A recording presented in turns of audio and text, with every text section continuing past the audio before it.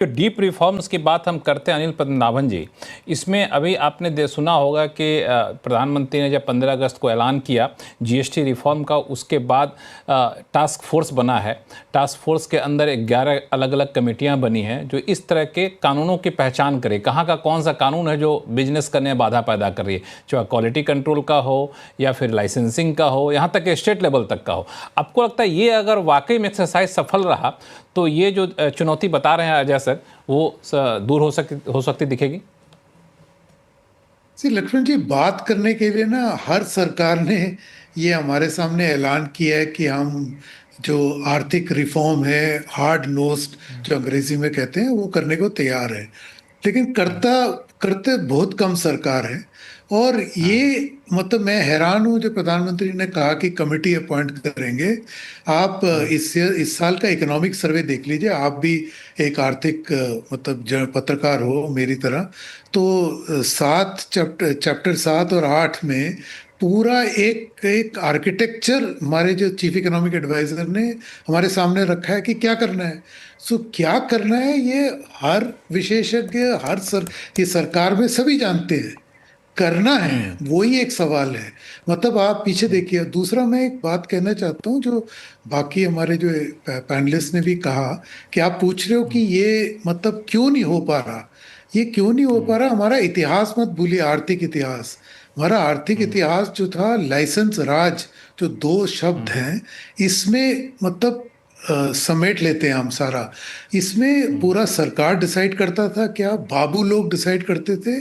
और जो हमारे जो निवेश करने वाले जो इंडस्ट्रियलिस्ट हैं, ये बस सिर्फ वो कैपेसिटी कैप्चर करते थे। तो एक जो रिस्क लेने का एक कल्चर ही नहीं था। ठीक है। तो अब जब वो लाइसेंस राज 91 में चलो उसका खत्म कर दिया, लेकिन माइंडसेट जो है आज तक बदला नहीं है। आप जीएसटी देख लीजिए, आपने जीएसटी इतने करीबी से कवर किया जो कि हमने भी नहीं किया। तो आप जीएसटी को देख लीजिए, उसको जो अड़ंगियां दी गई हैं बाबू लोगों से, वो आज तक है। मतलब क्लासिफिकेशन में पॉपकॉर्न का जो एक उदाहरण है, सब जानते हैं। मतलब ये कौन करता है, ये बाबू लोग ही करते हैं। तो जब तक बाबू लोगों का ये जो पकड़ है, इसको तोड़ेंगे नहीं सरकार। बेसिक प्रोसेस रिफॉर्म ये है। बाद में आप बड़ी बड़ी बातें करते रहो, हम लैंड लेबर कैपिटल जैसे अजय जी कह रहे हैं, ये सब करना है। बट पहले आप बाबुओं का जो मतलब एक एक एक एक जंजीर बांध रखा है देश के उद्योगों पर। आज जीएसटी में जितना मतलब वो अपने दखल कब्जे से कुछ जाने देना नहीं चाहते हैं। हाँ, मतलब आप रिटर्न्स में देखिए कितना हैरासमेंट होता है। ये बाबू लोग ही कर रहे हैं, और कौन कर रहा है। तो ये एक राजनीतिक लेवल पे एक निर्णय लेना होगा इस सरकार को कि ये हमें यहाँ से शुरुआत करनी है, फिर जाके निवेश। रिस्क लेना अलग बात है, वो सही कह रहे हैं विनोद जी। वो इनको रिस्क वो तभी लेंगे जब इनको मुनाफा दिखता है।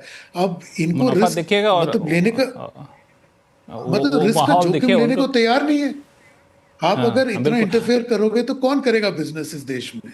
हाँ, बिल्कुल। अश्विनी महाजन जी, एक बड़ा ही वैलिड पॉइंट निकल कर आया है कि हम लोग बातें करते हैं और जब उसको लागू करने की बात होती है उसमें कहीं ना कहीं कसर रह जाता है। तो अब ये राजनीतिक इच्छा शक्ति जो है वो दृढ़ दिखानी होगी, और कम से कम इस रिजी में तो ये मान के चलें कि एक बार दृढ़ राजनीतिक इच्छा शक्ति दिख जाएगी तो बाबू लोग भी एक सीमा से ज़्यादा अड़चन पैदा नहीं कर पाएंगे। वो इच्छा शक्ति दिख रही है आपको? मुझे लगता है कि अनिल जी ने जो कहा कि बाबू लोगों का एक बहुत बड़ा रोल है, नेगेटिव रोल है, वो हम जानते हैं। स्वदेशी को हमेशा से बदनाम करने की कोशिश होती रही है। जब नेहरू जी का शासन था उस समय भी कहा था हम स्वदेशी कर रहे हैं, लेकिन इनएफिशिएंट स्वदेशी। ऐसा स्वदेशी किया गया जिसमें ना तो किसी से कोई हमसे खरीदता था, ना हम किसी को बेचते थे। इतनी हाई टैरिफ्स हम लोगों ने लगा के रखी थी। लेकिन अनिल जी, मैं आपसे निवेदन करना चाहूंगा यहाँ पर कि आज भी हम स्वदेशी को उसी प्रकार से बदनाम करने का प्रयास कर रहे हैं। स्वदेशी का मतलब है कि हम अधिकाधिक जो है भारत में बना हुआ साजो सामान तैयार करें। एक एक एक प्रकार की इच्छा शक्ति, आपने सही कहा, लेकिन एट द सेम टाइम हमें यह भी समझना पड़ेगा कि थोड़ा बहुत हमें सेक्रीफाइस भी करना पड़ेगा। ये जैसे अजय जी ने कहा कि हाँ, धीरे धीरे करके हम स्वदेशी की तरफ आगे बढ़ेंगे। जो साजो सामान हम सस्ता खरीद करके और ज्यादा वैल्यू एडिशन भारत में कर सके, अच्छी बात है। लेकिन ये जो स्क्रू ड्राइवर टेक्नोलॉजी वाला मामला है ना, उससे स्वदेशी होने वाला नहीं है। उससे तो हम केवल और केवल आईफोन के स्क्रू ड्राइवर बन जाएंगे। इसी प्रकार से आज हम आईफोन में कितना वैल्यू एडिशन कर रहे हैं। जरूरत इस बात की है कि वैल्यू एडिशन हम ज्यादा से ज्यादा करें। मैं एक आपको ई रिक्शा का उदाहरण बताता हूँ। ई रिक्शा 100% भारत चीन से बंद करके आते थे। हमने भारत में करना शुरू किया। आज 85% ई रिक्शा भारत में बनते हैं। धीरे धीरे करके जैसे जैसे स्मार्टफोन्स की बात है, आज हम स्मार्टफोन्स के बहुत सारे कलपुर्जे बनाना शुरू हो गए। अगर हम स्पेस में विदेशियों पर निर्भर रहते, क्योंकि वो सस्ता देते हैं, तो आज अपने देश में हम सस्ती स्पेस टेक्नोलॉजी डेवलप नहीं कर सकते थे। 615 करोड़ रुपए में हम नहीं पहुंच सकते थे चंद्रयान लेकर के चंद्रमा पर। इसलिए जरूरी है कि थोड़ा बहुत सेक्रीफाइस कंज्यूमर को भी समझाना पड़ेगा कि देखिए, हम चीन से जब एपीआई इंपोर्ट करते थे, सस्ता सामान आ रहा है, मनमोहन सिंह जी कहते थे अरे क्या फर्क पड़ता है, सस्ता सामान आ रहा है, लोगों को सस्ता मिल रहा है। आपने देखा उसने क्या किया?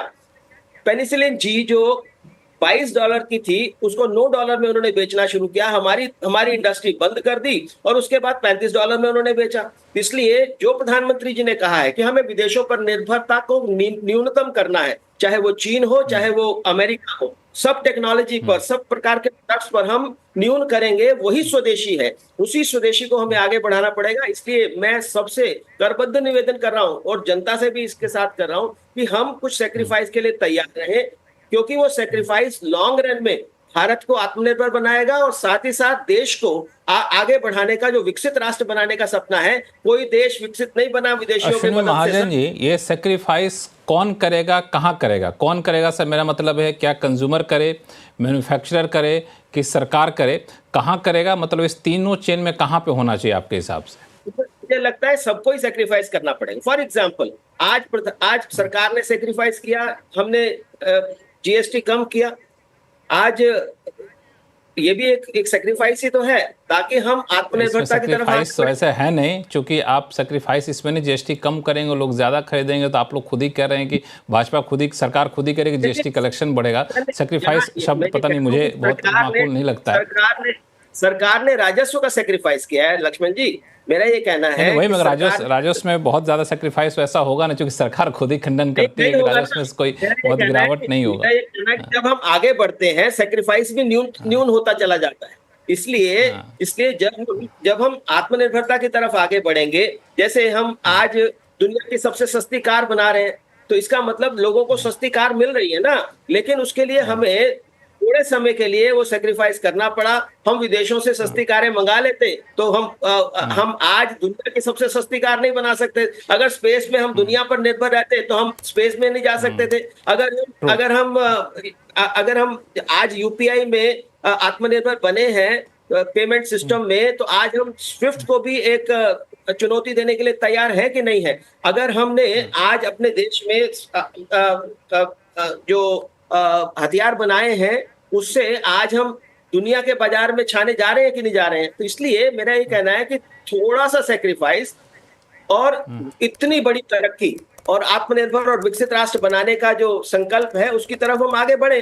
तो इसलिए स्वदेशी को बदनाम करने के प्रयास नहीं होना चाहिए कि स्वदेशी से इनएफिशिएंसीज हो जाती हैं, स्वदेशी से ये हो जाएगा। स्वदेशी जब लगता है कि मुझे लगता है कि कोई बदनाम करता है स्वदेशी को, और खासतौर से अभी तो हर कोई स्वदेशी को लेकर के आगे ही बढ़ना चाहता है। और दरअसल इस कार्यक्रम का भी मकसद यही था कि स्वदेशी को कैसे साकार करें, क्या चुनौतियाँ जिसको हम दूर करें। चूँकि आपने सेक्रीफाइस की बात की, तो मैं एक बात पूछना चाहूँगा आपसे कि जो सबसे बड़ा कंसर्न होता है मैन्युफैक्चरर का, अभी बताया हमारे दो मेहमानों ने, एक होता है कि जो प्रोसेसिंग कॉस्ट होता है, कागजी कार्रवाई का कॉस्ट होता है, लॉजिस्टिक कॉस्ट होता है, कंप्लायंस कॉस्ट होता है। दुनिया भर के मुकाबले हमारे यहाँ कुछ ज़्यादा है, जो हमारे कॉम्पिटिटिव कंट्रीज़ हैं। उसको अगर हम लोग आसान कर सकेंगे, तो हम लोगों को किसी को सेक्रीफाइस नहीं करना पड़ेगा। हो सकता है कुछ बाबुओं को करना पड़ा, अलग बात है। तो वैसी चीज़ों में जिसमें कोई फाइनेंशियल लॉस नहीं है, कोई नुकसान नहीं है, उसमें क्यों हम लोग इतने साल लग रहे हैं? जी ने बिल्कुल सही कहा कि आज हम अभी भी हम सोशलिस्ट माइंडसेट से चल रहे हैं। हमारे बाबू भी उसी माइंडसेट से चल रहे हैं। दो मेहमान बोलना चाहते हैं, मैं आता हूँ आपके पास। पहले अश्विनी महाजन साहब से सवाल जवाब। हाँ जी, तो मैं ये कह रहा हूँ कि अगर हम इस प्रकार के एनवायरमेंट कानून है, आज सारे सभी उद्योग त्रस्त हैं उस एनवायरनमेंट के कानूनों से और उसके इम्प्लीमेंटेशन से। वो बाबूशाही जो है वो उसको आगे नहीं बढ़ने देना चाहती। ये सोच नहीं है कि हम देश में अपना उत्पादन बढ़ाने के लिए थोड़ा बहुत अगर एनवायरनमेंट के पैसा लेकर के एनवायरनमेंट के सब दे दिए जाते हैं, तो मुझे लगता है कि वो जो तरीका है उसकी बजाय हमें कानूनों को थोड़ा सा शिथिल करना पड़ेगा ताकि अपने देश में उत्पादन तो बढ़े। तो यह केवल एनवायरनमेंट की बात नहीं कह रहा हूँ, बाकी सब चीजों में भी। जिस आज एक छोटा सा उद्योग चलाते हैं, 53 इंस्पेक्टर उसके पास आते हैं। बाकी चाहे वो टैक्स इंस्पेक्टर्स हो, दूसरे इंस्पेक्टर्स हो, इन सब इंस्पेक्टर आज अभी भी चल रहा है। इंस्पेक्टर आज खत्म नहीं हुआ है, तो इस इंस्पेक्टर आज को खत्म करने की जरूरत है। अपने जो युवाओं में एक विश्वास हमें दिखाना पड़ेगा कि yes we can do it. और आज हमारे युवाओं ने काम करके दिखाया है। 1.5 लाख बिल्कुल से ऊपर यही हम जानना चाहते हैं कि इंस्पेक्टर राज कौन खत्म करेगा। हर कोई कहता है इंस्पेक्टर राज खत्म करना, कौन खत्म करेगा और इतना समय क्यों लग रहा है। 1990 तक हम और चीन एक ही प्लेटफॉर्म पे खड़े थे, एक समान खड़े थे। अचानक से चीन भाग गया ऊपर, हम लोग अभी चीन से लड़ने की तैयारी कर रहे हैं। अजय श्रीवास्तव साहब कुछ बोलना चाह रहे थे। अजय श्रीवास्तव जी आप पहले बोल लीजिए, फिर विनोद शर्मा साहब इशारा कर रहे थे, उनके पास जाऊँगा। तो मैं बहुत छोटी सी 2-3 बातें करना चाह रहा हूँ जो कि बहुत आराम से हो सकती है और किसी को कोई तकलीफ नहीं होगी। जैसे कि अभी जो हमने जीएसटी रेट्स कम किए इतने सारे, वो नोटिफिकेशन जैसे कार में हमने कुछ कारों में, बहुत सारी कारों में कम किया है, कुछ में 1-2 में बढ़ाया है, बट मैक्सिमम कम किया है। वो मुझे प्रिसाइज कार वाइज देखने में मुझे खुद 3 दिन लगे समझने में। मैं पूरी लाइफ इस सेक्टर में बिता चुका हूँ, ठीक है। दूसरा मैं कहना चाहता हूँ, तो बहुत आसान है कि हर चीज़ का एक कोड होता है और हम जीएसटी में वो कोड फॉलो करते हैं। We call it harmonize structure code. हम क्यों नहीं पूरा कोड लिखकर वो कर सकते हैं, बहुत आराम से कर सकते हैं। इसमें कोई पॉलिटिक्स नहीं है, ये केवल बाबू लोग नहीं कर रहे हैं, उनकी इनएफिशिएंसी है, they have to be told simple. दूसरा मैं कहता हूँ, देखिए आज हमारा इंपोर्ट जो है $700 बिलियन का इंपोर्ट है गुड्स का, और इंपोर्ट के लिए कितनी ड्यूटी एक प्रोडक्ट में होती है उसके नोटिफिकेशन निकालता है फाइनेंस मिनिस्ट्री, निकालती है। कई बार वो नोटिफिकेशन समझने में मैंने 4-4 घंटे लिए हैं और मैंने गलत आंसर दिया है, और 4 घंटे में पूरा लैपटॉप पे बैठकर, क्योंकि वो जो नोटिफिकेशन को समझने के लिए मुझे 20 साल पुराने दूसरे नोटिफिकेशन जाना पड़ेगा, और उसके बाद में अंदर के सारे दर्शकों को ये भी बता दूं कि अजय श्रीवास्तव जी जो है खुद ब्यूरोक्रेट रहे हुए हैं और खुद ही इन सब चीज़ों के माहिर रहे हुए हैं, चाहे नोटिफिकेशन हो चाहे बाकी की चीज़ें जो बता रहे हैं उन सबको उन्होंने खुद करीब से डील किया है, तब उनकी यह स्थिति है। अजय श्रीवास्तव जी आगे बोलिए। हाँ, तो मैं ये कह रहा हूँ, ये मेरा डेली का पेन है।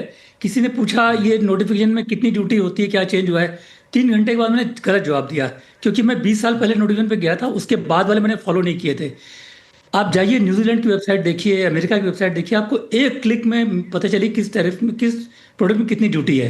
पूरी दुनिया ने सॉर्ट कर लिया है। हमारे यहाँ इसका बहुत सही एग्जांपल आपको व्हाइट हाउस के जो ऑर्डर आते हैं आजकल, जिस पे हम लोग ज़्यादा गौर करते हैं, किस पे कितनी ड्यूटी लगी, क्या असर पड़ा, इतनी क्लैरिटी के साथ सारा कुछ होता है कि मुझे आपको फ़ोन करने की ज़रूरत नहीं पड़ती है। तो मैं वही कह रहा हूँ, तो ये छोटी चीज़ें जिसमें किसी पॉलिटिशियन का कोई भी इंटरेस्ट नहीं है, ये केवल बाबू लोगों का काम है, उनका दिमाग है, और मैं उनको गाली नहीं दूंगा क्योंकि मैं भी पूरी जिंदगी वहीं बिताया हूँ, अपने आप को गाली दूंगा। अच्छा, मुझे एक चीज़ बताइए अजय जी, मुझे एक चीज़ बताइए।